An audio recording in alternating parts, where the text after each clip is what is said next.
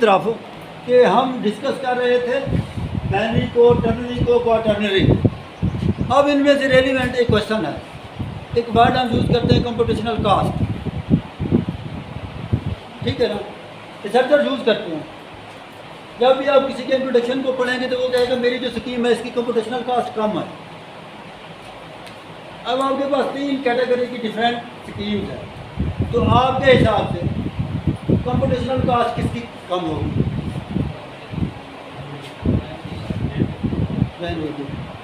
तो आप बताएं।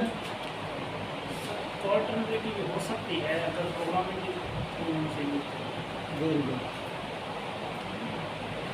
और आप में से कोई बता सकता है इसमें से कंप्यूटेशनल कास्ट 3 कैटेगरीज हैं, किसकी कम हो सकती है? थोड़ा बहुत पढ़ते भी रहे हम लोग।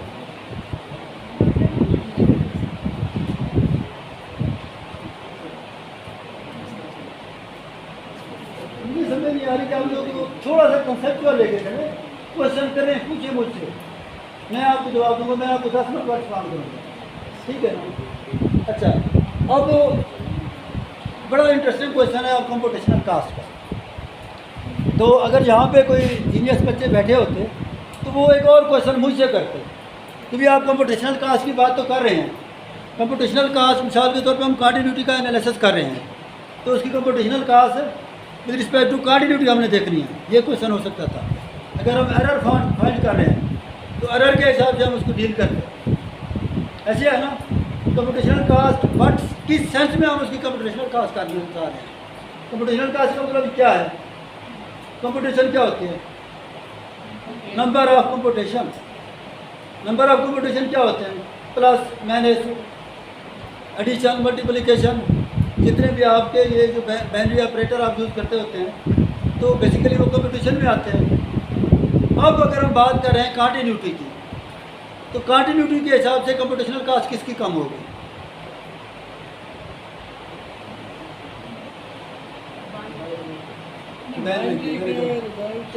जी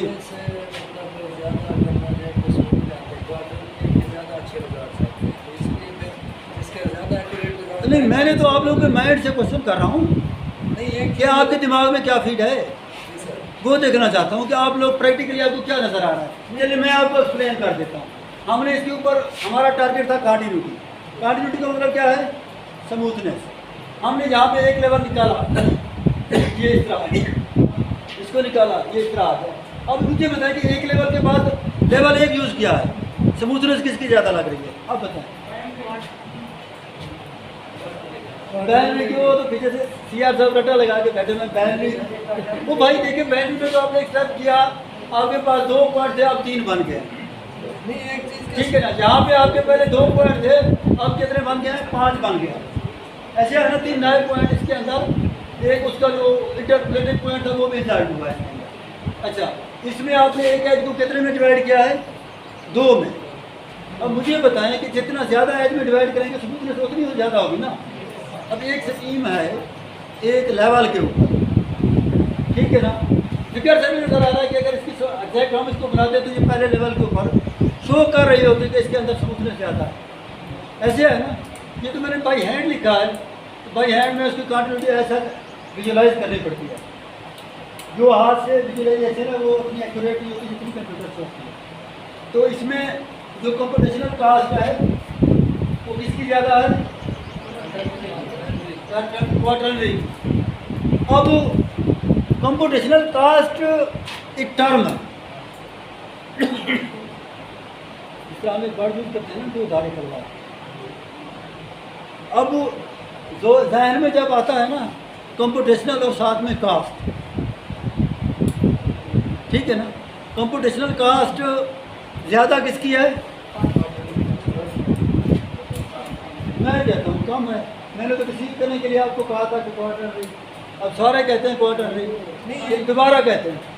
सर एक चीज़ में देखें, बेशक स्टेप्स कम हो लेकिन रिजल्ट एक्यूरेट नहीं आ रहा, लेकिन एक चीज़ में स्टेप्स ज़्यादा है लेकिन रिजल्ट एक्यूरेट आ रहा है, तो हम उसको एक्सेप्ट करेंगे ना। अच्छा, उसको करेंगे। अब पता है बात क्या है, आप में से अभी भी किसी ने कंप्यूटेशनल कास्ट के वर्ड को नहीं समझा, अभी भी उसका जो कंसेप्ट है, उसकी जो रूह है, अब बुक्स में पढ़ते रहेंगे, इधर से पढ़ेंगे उधर से पढ़ेंगे, बेसिकली कंप्यूटेशनल कास्ट वर्ड जो है, जो रिसर्च के अंदर एक लफ्ज़ आता है, वो है क्या। अब अगला स्टेप ये है कि कंप्यूटेशनल कास्ट ज़्यादा हो, स्कीम अच्छी होगी, कम हो अच्छी होगी।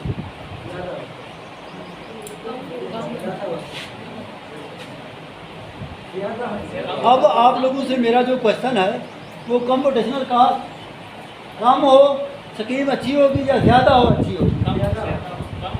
ये अक्सर स्टैटिक्स उसमें जब जाते हैं उसमें यही होता है, जितने स्टेप्स बढ़ा देंगे उतना ज़्यादा एक्यूरेट हो जाएगा, रिजल्ट रिफाइन होता है। बात एक्यूरेसी की नहीं है, हमारे सामने इस वक्त जो टारगेट है वो कंटिन्यूटी है। कंटिन्यूटी के हिसाब से हम डिस्कस कर रहे हैं उसकी कंप्यूटेशनल कास्ट को, या हम डिस्कस कर रहे हैं मिसाल के तौर पे हमने अपने काम के अंदर क्या क्या चीज़ें लिखनी है। हमारा टारगेट तो ये है ना। अब हम स्टेटिस्टिक को क्यों इन्वॉल्व करेंगे, क्या सब डिवीजन स्कीम क्या स्टेटिस्टिक में आती है। बात यह है कि जो काम आप कर रहे हैं उस काम की ही प्रॉपर्टी आपने डिस्कस करनी है। तो ये जो आप बात कर रहे हैं क्वेश्चन करें, इसमें रेलिवेंसी जहाँ पे ज़्यादा होती है ना, अगर हम मिसाल के तौर पे स्टैट को बाद डिस्कस कर लेंगे सब डिवीज़न को पढ़ते हुए, लोग हमें क्या कहेंगे, डिस्कस तो सब डिवीज़न स्कीम हो रही थी, स्टैट दरमियान में कहाँ से आ गई। लेकिन फिर भी हर एंगल से सोचना ये रिसर्चर की निशानी होती है, ठीक है ना। फिर भी किसी भी एंगल से सोचना ये सबसे बड़ी क्या होती है, रिसर्चर की निशानी होती है। आपके इस क्वेश्चन को मैं डिसलाइक नहीं कर रहा, अप्रिशिएट करना चाहता हूँ, ठीक है। गो के मेरे हिसाब से वो इरेलीवेंट है, लेकिन इरेलीवेंट क्या है, जो मेरी डिस्कशन चल रही है उसके हिसाब से है। अगर मैं बात करूँ रिसर्च की तो बंदा रिसर्च मैंडेड है, ये उसकी पॉजिटिविटी है। एक चीज़ है ना, उसके फ़ायदा नुकसान होते हैं ना। तो अब वो डिपेंड करता है कि मैं कभी कभी अपने बच्चों से डिस्कशन के दौरान एक वर्ड यूज़ करता हूँ आसान और मुश्किल, लेकिन तो इसमें कोई फ़र्क नहीं है, ठीक है ना। क्यों फ़र्क नहीं है, फ़र्क सिर्फ क्या है, इंटरेस्ट का है। आप इंटरेस्टेड हैं तो आपको फुटबॉल खेलते हुए भी मज़ा आएगा। अगर आप इंटरेस्टेड नहीं है तो यहाँ से वहाँ तक बैठ जाएंगे, वापस आएंगे, मेंटली तौर पे आप थक जाएंगे कि बिला वजह में क्यों गया। रिसर्च में आप लोग इंटरेस्ट लेंगे, मेंटली तौर पे नहीं थकेंगे, आपको आसान नज़र आएगी। रिसर्च के अंदर अगर आप क्या करेंगे, घूमेंगे फिरेंगे, तो फिर आपको क्या नज़र आएगी, मुश्किल नज़र आएगी। बात यह है कि रिसर्च के अंदर आप लोगों ने सोचना है। जो बंदा ज़्यादा सोचता है, समथिंग डिफरेंट फ्रॉम अदर, वो एक अच्छा रिसर्चर बन सकता है। आप लोग देखिए ना, आप क्वेश्चन एक ही था कि मैंने आप लोगों को कहा कि कंप्यूटेशनल कास्ट की बात हो रही है, ठीक है ना। अब उससे रेलिवेंट कितने क्वेश्चन आ गए कि किसकी कंप्यूटेशनल कास्ट ज़्यादा है और किसकी कम है। एक तो हमने ये डिसाइड करना है, दूसरा हमने क्या डिसाइड करना था, कंप्यूटेशनल कास्ट कम हो तो स्कीम अच्छी होती है, ज़्यादा हो तो अच्छी होती है, ताकि हमें पता चले कि हम जो चीज़ डिस्कस कर रहे हैं उसके फायदे नुकसान क्या हैं। चलें इधर से स्टार्ट कर लेते हैं। कंप्यूटेशनल कास्ट कम हो, आप टेंशन ना करें। आपको आइडिया नहीं है कि इतना घंटे से मैं जो बोल रहा हूँ इसमें भी कोई समझ नहीं आया। इसका मतलब ये है कि यहाँ पे जो इंटरेस्ट है वो ज़ीरो लेवल का है, कि उसको बस पेपर देना है, जस्ट कोई क्वेश्चन आएगा तो कर लेंगे, देखा जाएगा, समझने से वो नहीं है। एक बात कर रहा हूँ, ये एक इंटरेस्ट होता है। देख रहे इतना कुछ बोलने के बाद भी एक अनपढ़ बंदा भी मैं तक बिठाता ना, नहीं मेरी बात में, अगर यहाँ पे एक अनपढ़ बच्चा भी बैठा होता ना, जिसको बिल्कुल मैथ ना आती, उससे भी अगर मैं इतनी डिस्कशन के बाद क्वेश्चन करता तो वो भी कुछ ना कुछ जवाब देता कि मैंने क्या कहा है। मैं तो रूट लेवल पे आप लोगों का माइंड सेट चेंज करना चाहता हूँ, ठीक है ना। माइंड देखिए ना, रिसर्च का काम क्या है, माइंड से रिलेवेंट है। कब सोचते हैं, क्या सोचते हैं, बेसिक अगर आपके दिमाग में बैठ जाएंगे, जिस तरह एक हम तार यूज़ करते हैं, लायक और नालायक, बेसिकली कुछ नहीं है। ये हमारा जो दिमाग है उसकी एक तरह होती है कि मैं एक बच्चे को एक काम देता हूँ, वो मेरे माइंड के मुताबिक चल सकता है तो मैं कहता हूँ लायक है, अदरवाइज मैं उसको क्या कह देता हूँ, नालायक कह देता हूँ। अब उसको मैं अगर लायक कहता हूँ उसकी हौसला अफजाई होगी और कुछ भी कर सकता है वो। जब मैं उसको नालायक बनाऊँगा तो वो ट्रीट बनना शुरू हो जाएगा। उसने कहा नालायक तो बन गया, आगे क्या करना, कुछ भी नहीं करना, ऐसे है ना। तो ये चीज़ें हैं। अच्छा जी, अब हम डिस्कस कर रहे थे कंप्यूटेशनल कास्ट को और उसके कंपैरिजन में हमारे पास क्या है, स्कीम है। तो 3 स्कीम्स हैं। तो बेसिकली हमारे पास क्या है, कंप्यूटेशनल कास्ट कम हो तो स्कीम अच्छी हो। कंप्यूटेशनल कास्ट कम हो, जितनी कंपटीशन कम होगी, ठीक, रिजल्ट अच्छा होगा, तो उस स्कीम को हम क्या कहते हैं कि ये देख रहे, ये स्मूथनेस दे रही है एक रिजल्ट के बाद, एक स्टेप के बाद। यानी हमने एक स्टेप करेंगे हमें स्मूथनेस मिल जाएगी, और इसमें हमारे पास क्या मिलेगी, 2 स्टेप में, और इसके लिए हमें 3 स्टेप करेंगे तो तब इसके बराबर आके खड़े होंगे। ऐसे है ना, ऑलमोस्ट। यानी कि तो इसमें हमने क्या ऑप्ट किया, कंप्यूटेशनल कास्ट कम हो तो स्कीम अच्छी होती है, और कंप्यूटेशनल कास्ट जितनी आप एरिटी इंक्रीज करते जाएंगे, कंप्यूटेशनल कास्ट क्या करेगी, डिक्रीज में। ठीक है ना। अच्छा, क्या कंप्यूटेशनल कास्ट डिक्रीज होती है। देखना आपने इसमें एक स्टेप किया है ना, इसमें आपने 3 स्टेप किए हैं, एक स्टेप में कैलकुलेशन ज़्यादा करनी पड़ेगी या 3 को? एक स्टेप आपने किया है ना, एल्गोरिथम तो आपने बना लिया, सपोज कंप्यूटर यूज़ कर रहे हैं, जब वो दूसरे स्टेप पे जाएंगे तो उसके लिए उसको ज़्यादा कैलकुलेशन करनी पड़ेगी ना, फिर तीसरा स्टेप आएगा ना, और ये एक स्टेप में वो रिजल्ट दे देगा, और वो आपको स्मूथ भी लग रहा होगा जब हम इसके अंदर इम्प्लीमेंट करेंगे। तो टर्म कंप्यूटेशनल कास्ट की समझ आ रही है। अब हम आते हैं कंटिन्यूटी एनालिसिस की तरफ। जब हम किसी स्कीम की कंटिन्यूटी निकालते हैं, ठीक है, तो एनालिसिस के लिए हमारे पास कितने स्टेप होते हैं। मैं ऐसा करता हूँ कि आप लोगों से पूछता जाता हूँ और लिखता जाता हूँ, तो मुझे भूल गया, थोड़ा सा आप लोगों ने मुझे याद करवा दिया, ठीक है ना।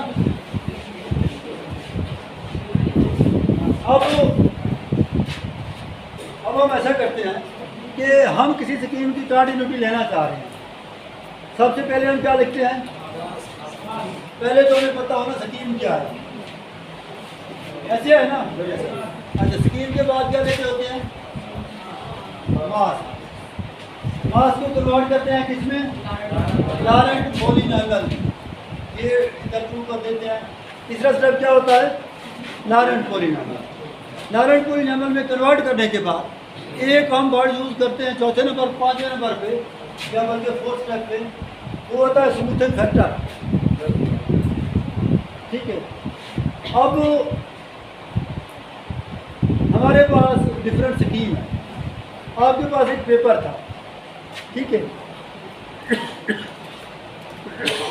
उसमें आप हमें स्कीम बताएं टर्नरी की, 4 पॉइंट टर्नरी। इसके अंदर टर्नरी नहीं है, एरिटी की वेरिएशन जो है, टर्नरी कहीं ना कहीं तो एग्जिस्ट करती होगी। देखिए, इसको पढ़ के देखिए, इसके अंदर कहीं ना कहीं टर्नरी एग्जिस्ट करेगी। चलिए आपका पेपर देख लेते हैं।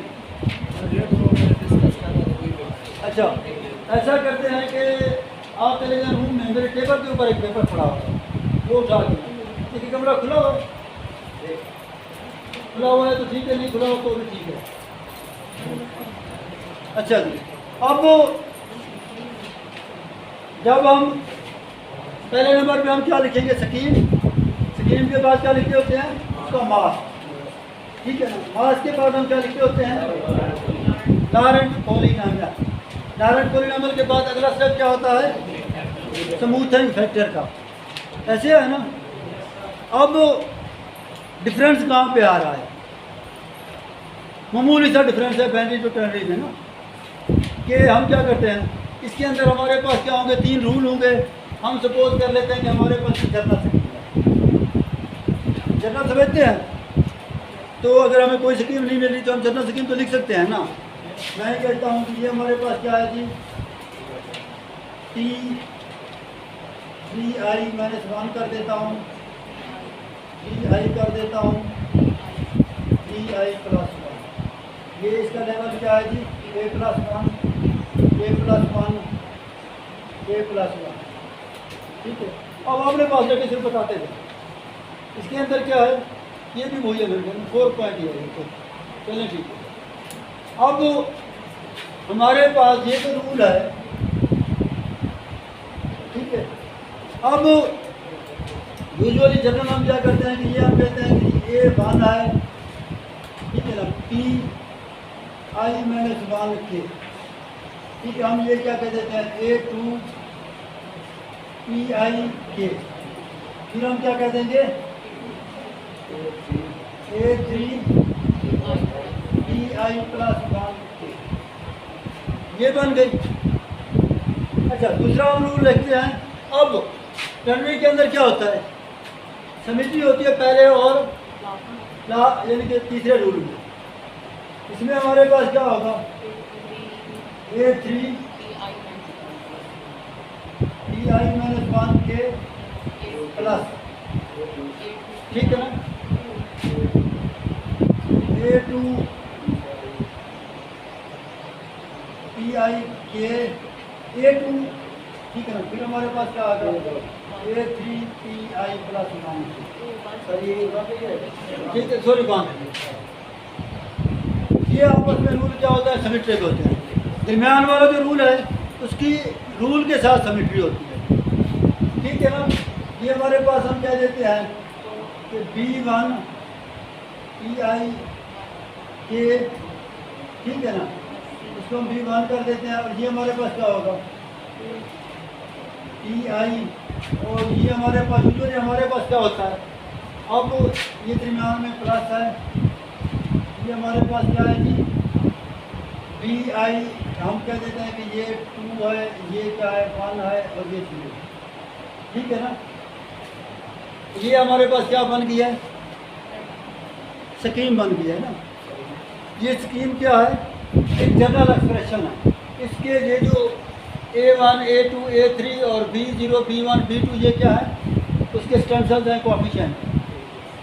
अब हमने क्या करना है, हमने कहा था कि हम पहला स्टेप हमारा कंप्लीट हो गया ना, स्कीम बन गई, हर रूल से एक एक पॉइंट रिजल्ट हो रहा है, ऐसे है ना। अब इसमें हमारे पास क्या है, रूल 2 क्या है, mask. Mask of the scheme is, आम रूटीन में जिस तरह लिखा जाता है जब एनालाइज करते हैं, जो भी आप वर्ड यूज़ कर लें, अब अपनी वर्डिंग के साथ भी कुछ ना कुछ बना सकते हैं। तो उसका जो लुग़वी लबाब है, यहाँ पे हमारे पास क्या लिखेंगे, मास्क में, मास्क को अल्फा से डिनोट करते हैं, और उसके लिए मैं क्या लिख रहा हूँ, अब मेरे पास क्या होगा A1 B0 A3 A2, ठीक है ना, B1 A2 A3, फिर हमारे पास क्या होगा B2 A1, ठीक है ना। अच्छा जी, अब उसी तरह का है ना। अब इस सीक्वेंस में आपको वो नज़र आ रही है सिमेट्री, ये A1 है, ये भी A1 है, ये B0 है, ये B1 है। अब बेसिकली क्या होता है हमारे पास, यहाँ पे हमने यानी कि P के ये मिस किया था, ठीक है ना, B0 और B2 सेम होते हैं हमारे पास। कोई भी स्कीम उठा के देखें तो इस रूल की, ये रूल की सिमेट्री होती है, और इसमें जो पहला है वो आखिरी के साथ सेम होता है। दूसरा जो है, अगर इसमें 5 पॉइंट होते हैं ना, तो हमारे पास क्या होता है B0 B1 B2 B4 तक जाते हैं ना, या 5 है तो हम कहते हैं कि B1 B2 दरमियान में मिड रख देते हैं ना, 3 4 5। अब जो B1 होना था B2 होना था, ये इक्वल होंगे किस चीज़ के, B1 किसके बराबर होता है B5 के, B2 किसके बराबर होता B4 के, और जो दरमियान वाला था वो क्या बचता B3। यानी कि उनके पॉइंट्स के अंदर भी आपने क्या होती है सिमेट्री होती है। अब उसके बाद हमने इसको क्या लिखना है, लॉरेंट पॉलिनॉमियल। लॉरेंट पॉलिनॉमियल में अगर हमारे पास 8 है तो हम दरमियान में एक लिख लेते हैं। अगर हम देखें ये 4 इधर है, 4 इधर है, B1 क्या हो गया दरमियान में, तो इसके साथ z की पावर क्या लगा देंगे 0, इधर प्लस इधर नेगेटिव। यानी कि अगर हम लिखना चाहते हैं इसको अल्फा ऑफ जी, ठीक है। जब इसके अंदर अल्फा जी हम डालेंगे तीसरे स्टेप पे, ये हमारे पास क्या हो जाएगा, A1Z। अब इसकी पावर हम क्या कह देते हैं, -4। अच्छा, फिर अगर ना भी करें, जीरो से भी चला दें, कोई फ़र्क नहीं पड़ता। अब डिपेंड करता है कि आपका टारगेट क्या है। अगर आप कंटिन्यूटी के लिए कर रहे हैं तो आप बेशक जीरो से स्टार्ट कर दें, आपको कोई फ़र्क नहीं पड़ता, ठीक है ना। मैंने से लगा लें, आपको कोई फ़र्क नहीं पड़ता। तो इसके बाद क्या होगा, B0 और Z क्या होगा, -3 हो जाएगा। A3 इसके साथ क्या हो जाएगा, ये 2 हो जाएगा, ऐसे है ना। अच्छा, -2 -3 इसी तरह आप लिख लेंगे ना।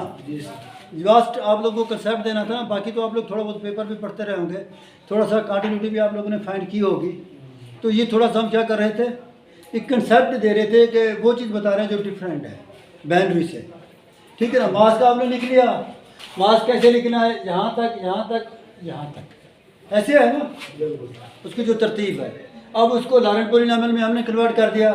उसके बाद हमारे पास क्या होता है, स्मूथिंग फैक्टर, ठीक है ना। अब जो स्मूथिंग फैक्टर हैं उसके लिए हम क्या करते हैं, उसके लिए हम एक टेबल बनाते हैं, ठीक है। हम कहते हैं कि अपने चलते हैं हमारे पास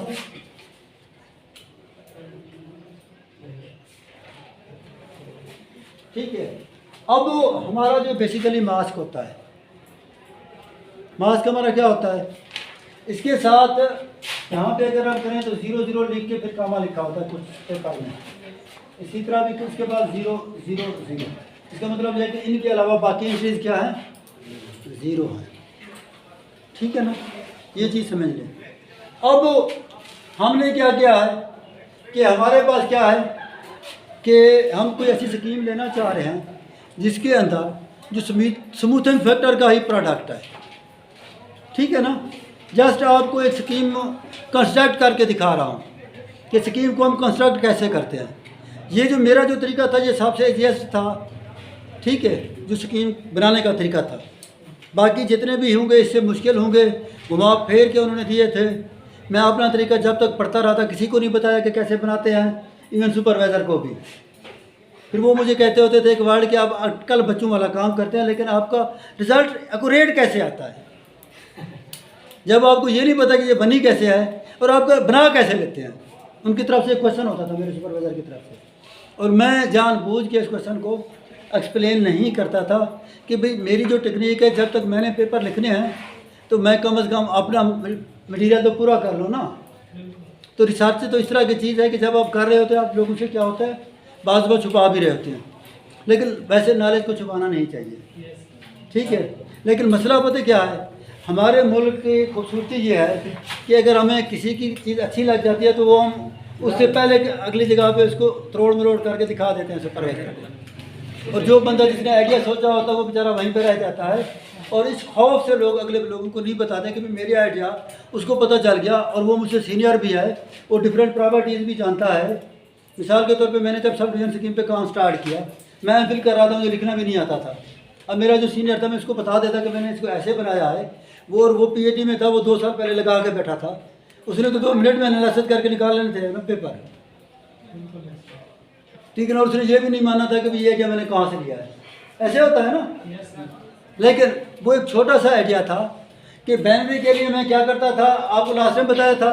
टर्नरी के लिए मैंने क्या किया, मैंने सोचा कि जब हम एनालाइज करते हैं तो स्मूथिंग फैक्टर ही ले रहे होते हैं ना। हमारे पास स्मूथिंग फैक्टर में क्या होता है, टर्नरी के लिए 1 + z स्क्वायर। तो यूँ समझें कि ये कोएफिशिएंट हैं तीनों के, और थोड़ा सा ऐसा करते हैं कि इनको थोड़ा सा फासले से लिखते हैं ताकि हम देखते हैं कि हमारे पास कितनी टर्नरी स्कीम जो है। अब टर्नरी स्कीम में जितने भी मेरे पेपर होंगे ना, उसके अंदर 2 कैटेगरीज हैं। एक आर्ट, कहीं पे आर्ट का वर्ड यूज़ करते हैं, कहीं पे 2n-1 यूज़ करते हैं, कहीं पे 2n यूज़ करते हैं, कहीं पे इवन का नाम यूज़ कर देते हैं।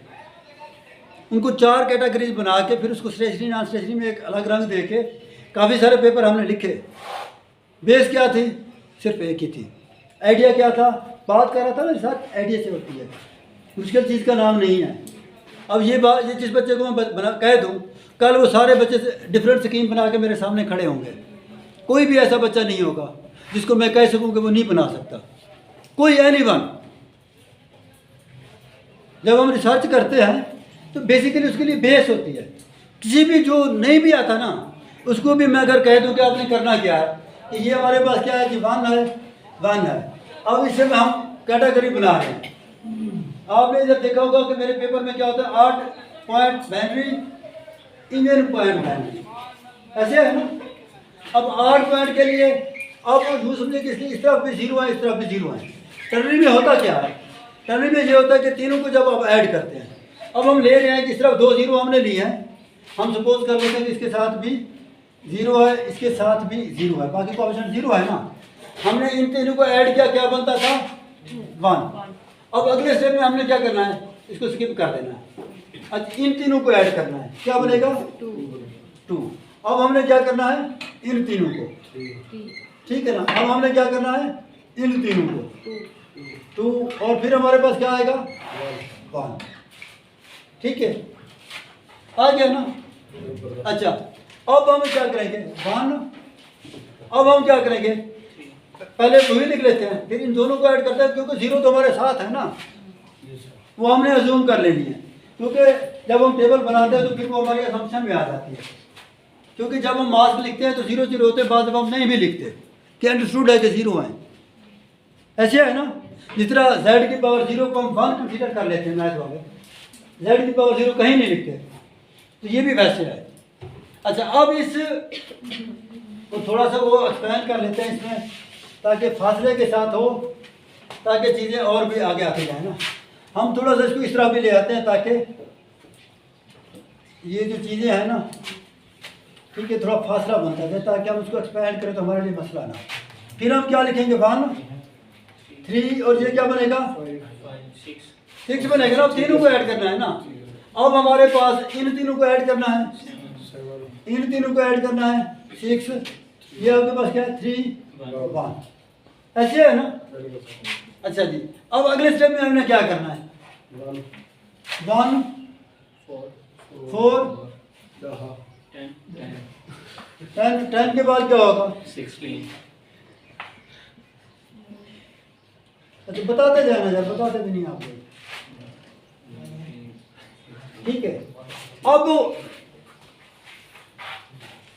हमारे पास हमने कंस्ट्रक्ट करनी थी स्कीम। मिसाल के तौर पे हम जा रहे थे 3 पॉइंट पे, इसके अंदर टोटल कितने हैं 9 है ना। इसमें देख लें 9 बन गए हैं ना, बस हमारी रिक्वायरमेंट पूरी हो गई, ऐसे है ना। अब हम इनको नाम दे देते हैं कि जो हमारे पास A0 था, अब वो हमारे पास इनका सम किसके बराबर है, जब हम नेसेसरी कंडीशन पढ़ते थे 1 के, ऐसे था ना, हर रूल का सम। अच्छा, अब हम क्या करेंगे, ये लिखेंगे, इन 2 को स्किप कर देंगे। ये जो रूल लिख रहे हैं ना हम, इसमें A1 हमारा क्या हो गया 1 हो गया, ठीक है ना। अच्छा, यहाँ पे हमारे पास 2 स्किप कर देंगे, फिर हमारे पास क्या आएगा, यहाँ पे क्या आ जाएगा। अच्छा, फिर 2 स्किप कर देंगे, फिर क्या आ जाएगा 10। अच्छा, अब हमने क्या करना है कि 4 लिखना है, 2 स्किप करने हैं। यहाँ पे क्या आ गया 4, 2 स्किप किए, क्या आ गया 19, फिर किए 4, ठीक है ना। वही बात आ रही है जो मैंने कहा था कि बराबर होते हैं, आ गई है ना। सिर्फ सोचने का फर्क है, इसके अंदर कोई बहुत बड़ी कैलकुलेशन आई है, कोई कैलकुलेशन जो आप समझते हो कि इतनी बड़ी कैलकुलेशन थी कि हम कर भी ना पाते, कोई है, बिल्कुल नहीं है। एक कंस्ट्रक्ट भी कर रहे हैं, यानी कि हालांकि कंस्ट्रक्शन क्लास में नहीं पढ़ाई जाते, लोग छुपाते हैं। मैंने कहा नहीं, मेरे बच्चे बना लें, जितनी स्कीम्स बनाना चाहते हैं थोक के हिसाब से बना लें, उनको एनालाइज कर लें।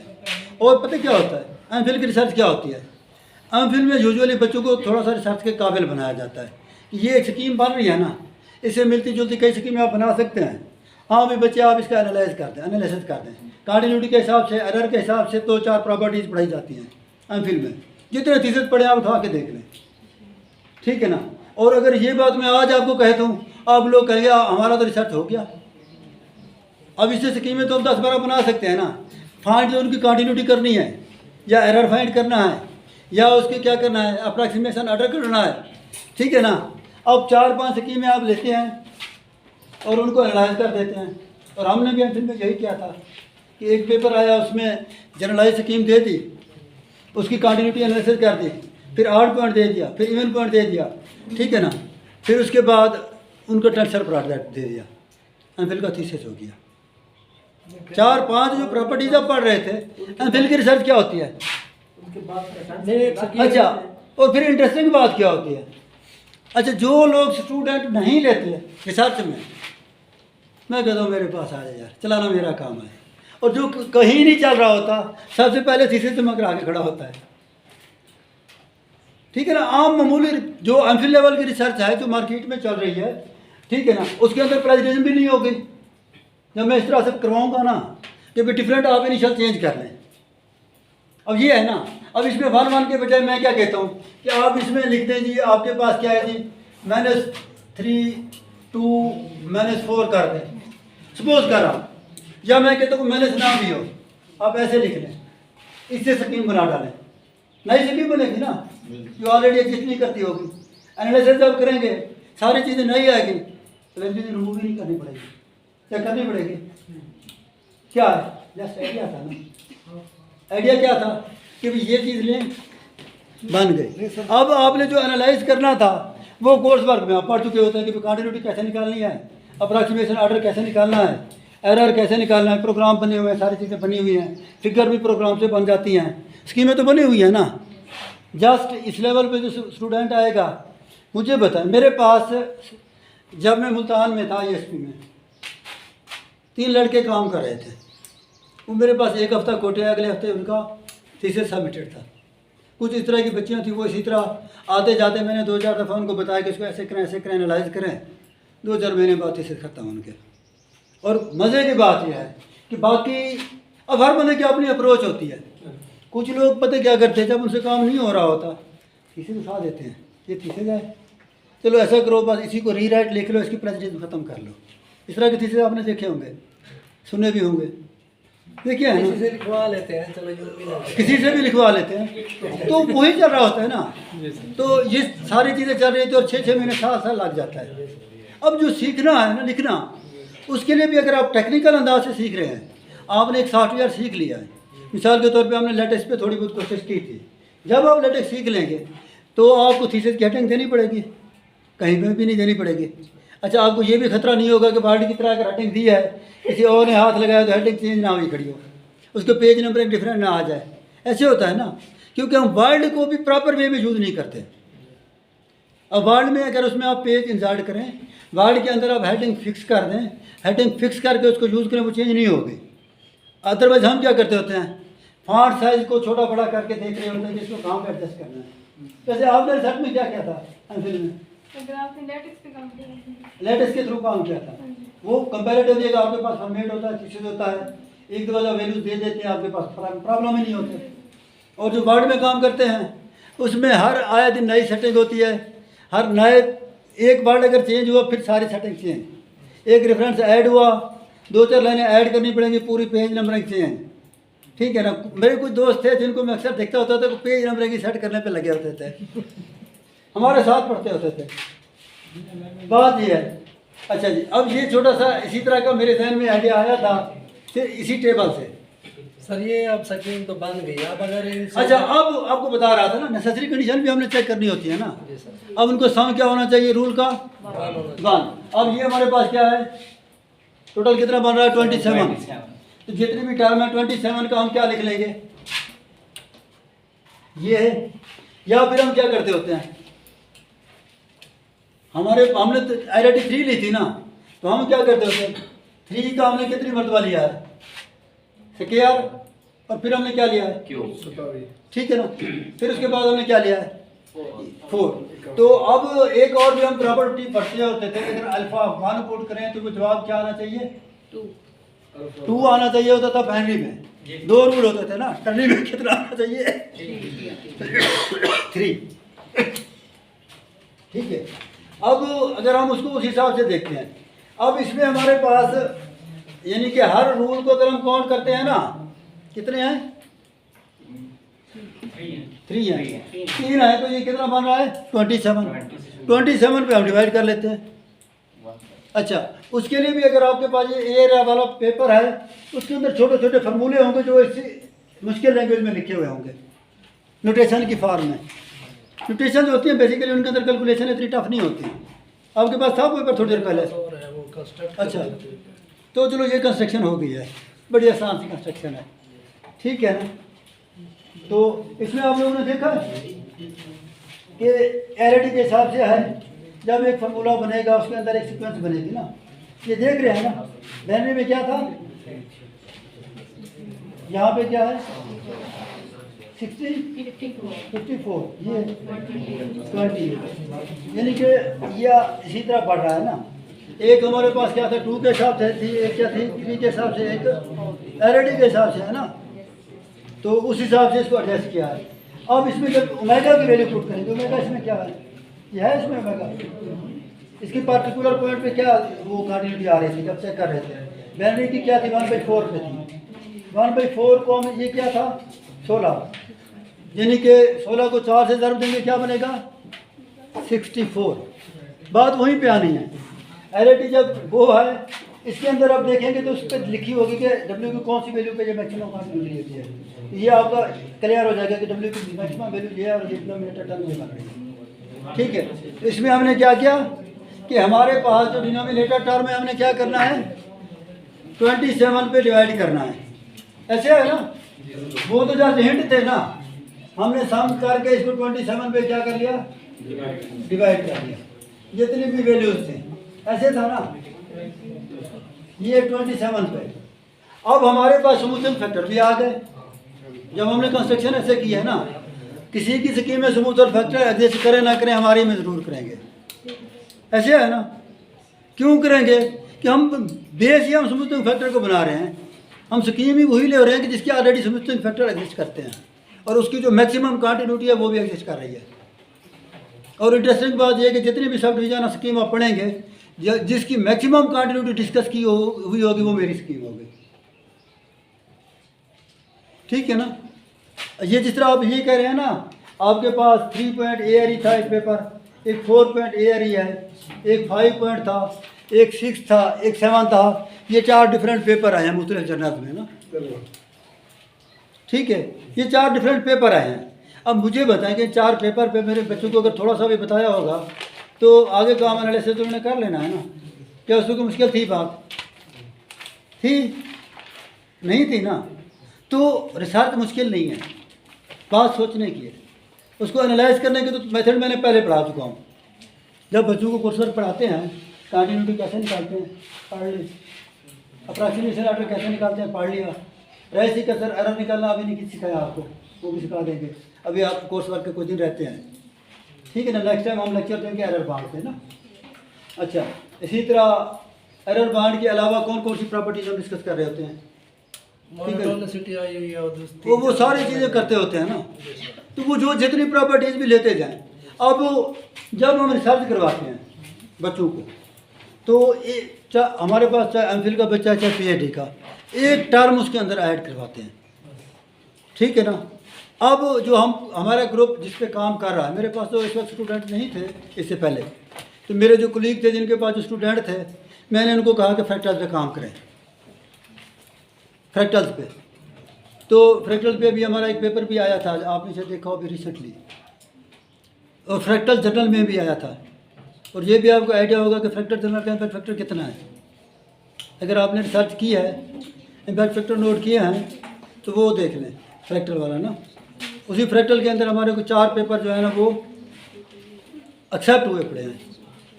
लेकिन उसमें हमने क्या किया है, कैलकुलेशन पे बच्चों को लगाया कि ये नई कैलकुलेशन है फ्रैक्टल की, आप इस पर कर लें। मेरी एक कोलीग थी, उसको मैंने कह दिया, उसको मेथडोलॉजी थोड़ी समझा दी, कहा 2-4 पेपर डाउनलोड करो। उसने कहा प्रोग्रामिंग, मैंने कहा मैं हूँ ना, मैं कर लूँगा। अब फ्रैक्टल की जो प्रोग्रामिंग थी आपको लास्ट टाइम भी दिखाए थे ना, जो डिफरेंट फिगर बन रही थी बेसिकली, वो फ्रैक्टल्स बन रहे थे। अब किसी के सिस्टम में इस तरह की प्रोग्रामिंग नहीं होगी जिस तरह की मैं फ्रैक्टल बना रहा हूँ। ठीक है ना। क्यों उसका ये जो फ्रैक्टल्स बने थे, इसके पीछे भी मैंने आपको बताया था कि इंटरेस्टिंग स्टोरी है। मैं स्कीम में मेरे से गलत वैल्यू पुट हो गई, आगे से फ्रैक्टल बन गए।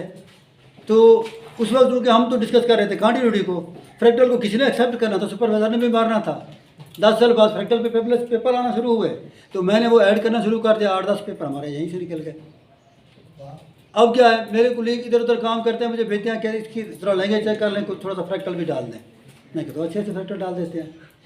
2-3 घंटे निकालता हूँ, फ्रैक्टल डालता हूँ, सारा कुछ करता हूँ, पेपर का मालिक मैं बन जाता हूँ सिर्फ इसी एक फ्रैक्टल डालने से। जिन लोगों ने काम किया उसमें छोटी छोटी कैलकुलेशन बात आइडिया किया है ना, बगैर फ्रैक्टल के वो पब्लिश नहीं होना, ऐसे है ना।